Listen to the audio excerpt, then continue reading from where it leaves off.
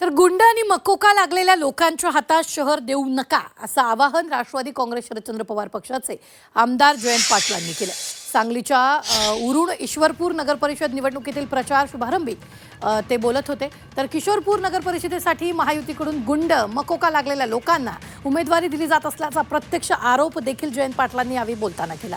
शहराला अशा लोकांचा विळखा पडू नये याची खबरदारी ईश्वरपूरकर घेतील अशी अपेक्षा त्यांनी व्यक्त केली आहे।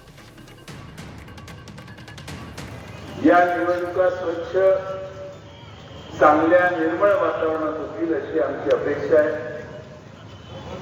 महेश पाटलांची 2-3 भाषणे मी ऐकली, त्यावेळी या निवडणुकीत काही गुंड उभा राहण्याची शक्यता आहे, काही गरीबार लोक उभे राहण्याची शक्यता आहे आणि या शहराला अशा लोकांचा विळखा बसू नये ही त्यांची पहिली भूमिका आहे।